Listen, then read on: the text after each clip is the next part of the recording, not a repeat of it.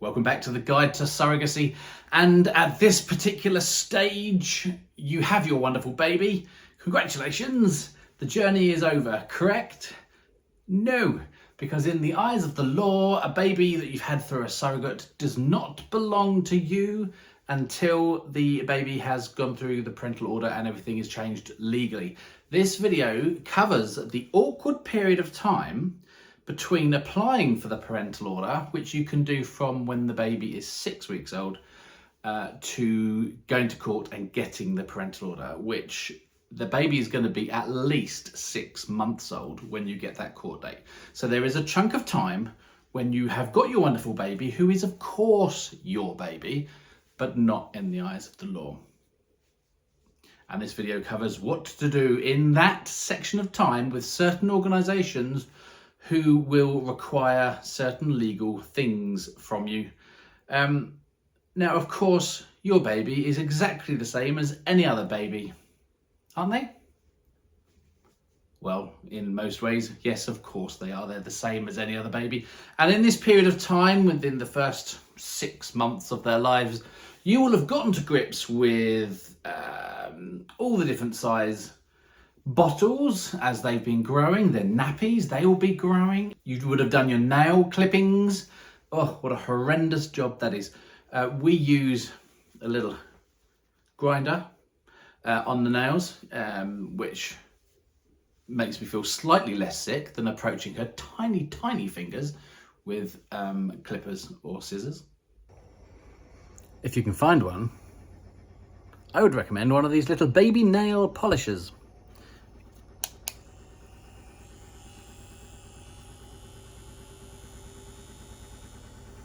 Just like any other baby, you will of course be packing up huge bags just to nip out for a quick coffee. You may have experienced baby eczema, so you'll be dealing with that. You will have invented song lyrics just to keep the baby entertained whilst you're doing your jobs. Let me change the bum bum bum bum bum. Yes, apologies for that. And of course, as your baby gets older, you'll also be trying to keep them still just to change their nappy, because they will be wriggling.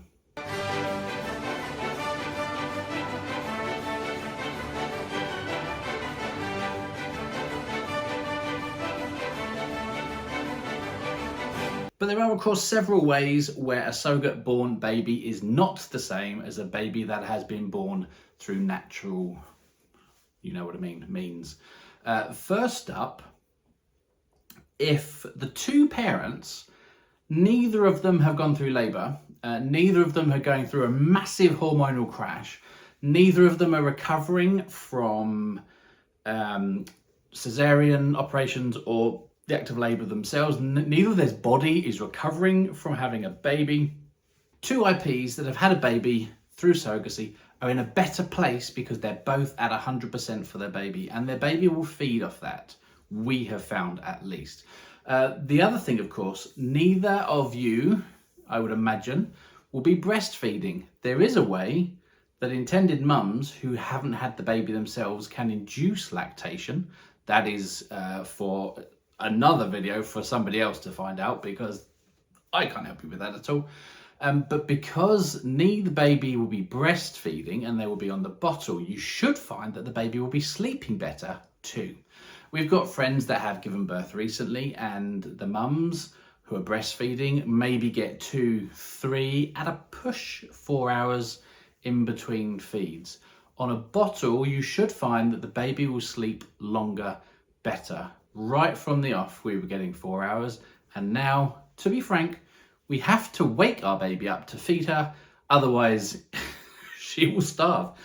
So we get a good 6, 7, 8 hours sometimes overnight. And mums that have had the baby naturally hate us for that. So bottle-fed babies do appear to sleep better, so that is a positive difference. But of course, the negative is that the law does not think the baby belongs to you yet. So where might this affect you?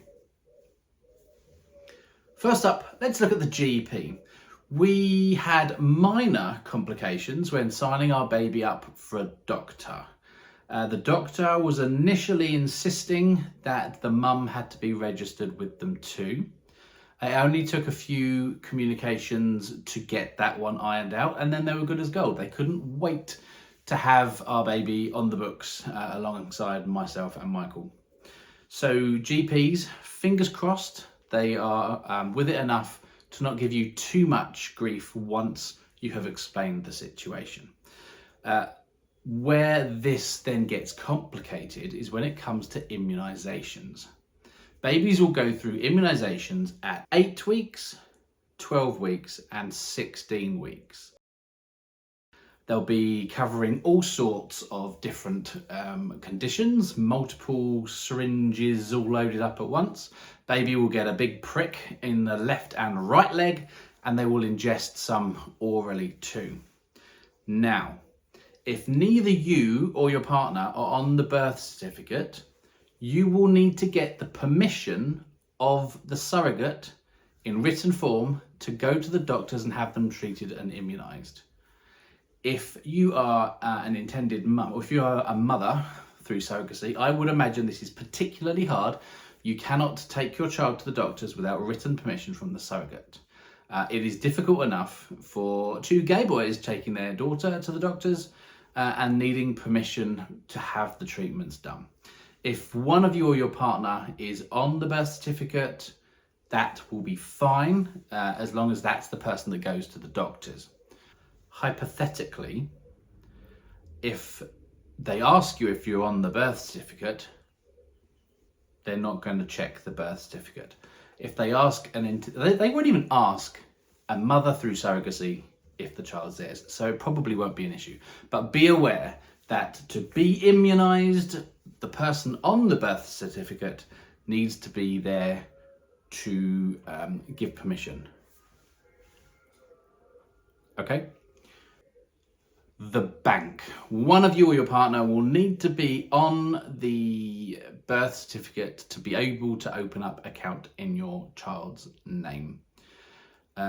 If neither of you are, then you will not be able to open an account in your child's name. You will just have to open an account and put the money in there until the parental order's gone through, and you can then change it later. The other thing, of course, which you may want to be doing with your newborn baby is go on holiday. Complicated if you want to leave the country, which many of you will want to do, particularly if you've got a family abroad and you want to introduce them, or maybe you just fancy a bit of sun or something. It's not impossible to get a passport before the parental order, but it is complicated if neither of you are on the birth certificate. In order to get it processed, you need to have permission from both people on the birth certificate. This will involve then getting written permission from your surrogate and potentially their partner too, which is just stupid, which will state where you're wanting to take the child, and the reasons for going and the permissions that they're giving you to go and take it. There will be added complications if baby's surname is not the same as your own on the birth certificate, and there will be even more complications if you're trying to go to certain countries because the rules are a bit iffy and complicated. So although it's not impossible to get a passport to take your child away before the parental order, it is difficult.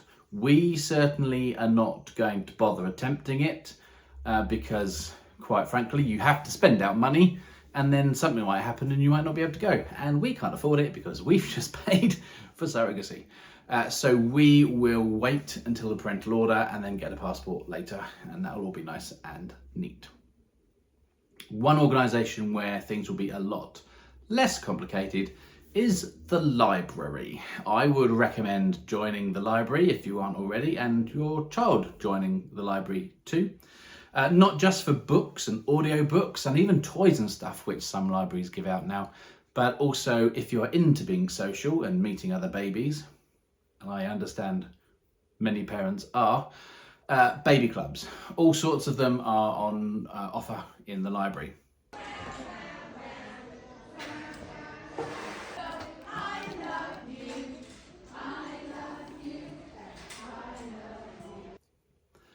If your library is anything like our library, you may also be going there regularly to get your baby weighed. Now, I'm not entirely sure if this is something that we need to be doing regularly. It's certainly encouraged to make sure that you're not drastically overfeeding or underfeeding your child. But it's a bit of a ball ache to do because you have to get them completely naked. Ugh. And of course your baby will be growing over this time, because up to when you get the parental order, so probably the baby is 6 months old, maybe a little bit older, they will most likely be at a stage where they're talking,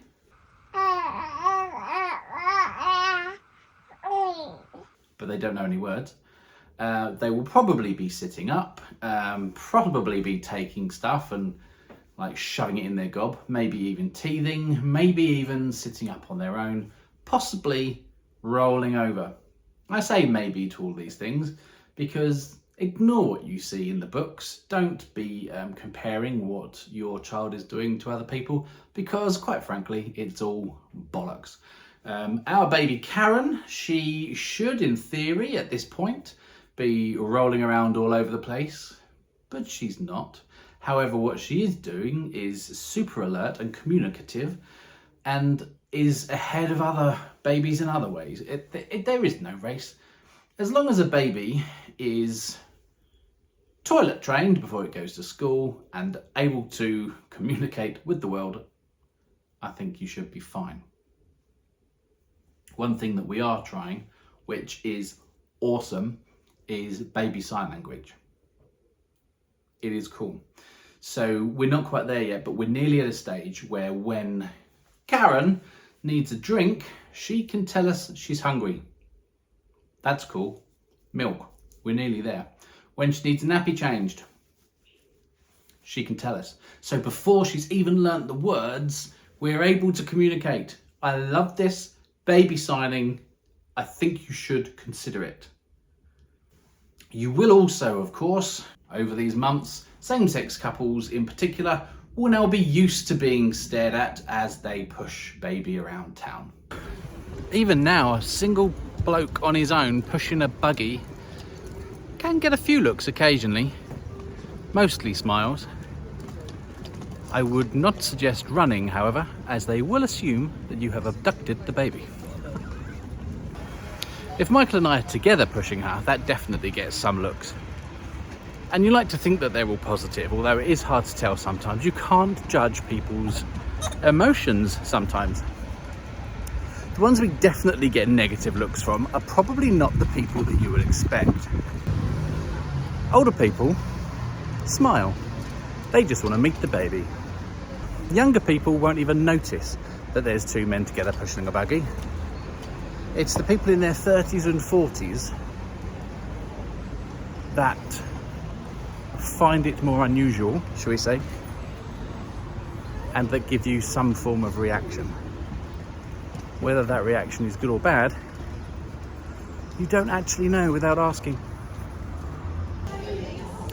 But all eyes are definitely on us, which is why we always feel like we have to do a really good job and hopefully win some people over in the process. If I bump into anyone I know that didn't know I'd had a baby, there's obviously quite a bit of confusion on their part. I feel compelled to tell them, yes, this is our baby that I've had through surrogacy. I should just leave it really and leave the question hanging. But I seem to be quite an advocate now, and I enjoy talking about the process. I will say, over the last few months, that not a single person has asked us, where's the mum? Which I am pleasantly surprised about. The closest I had was in Greg's once, when I got an old lady saying, is the mum tired at home? And I said, I don't know, I'd never met her. And then I legged it before she could ask me any more questions. Nosy bitch. Right, I do believe that is enough of me blabbling on. So we are at the stage next where it's parental order court date. I will cover in that video in a bit more detail because it was a bit iffy in the video before. The evidence that we had to put together in our folder, our documentation, ready for the court date. So I'll cover that in the next video, which is probably going to be the last one, because once baby is legally ours, then any more information you need on children, you can get from experts in children. I am just here to talk surrogacy. And I do that way too much now. So like, follow and subscribe. I'm going to stop talking. Comment if you have them below. And I'll see you next time. Sayonara.